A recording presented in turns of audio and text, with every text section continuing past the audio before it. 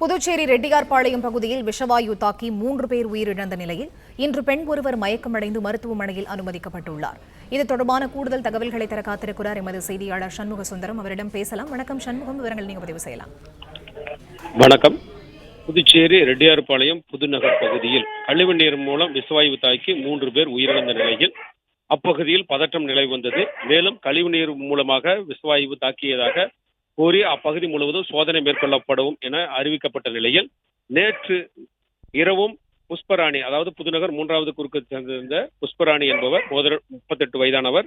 அவர் மயக்கமடைந்த நிலையில் அவரையும் மீட்டு இந்திரா காந்தி அரசு மருத்துவமனையில் அனுமதிக்கப்பட்டு சிகிச்சை பெற்று வருகிறார்.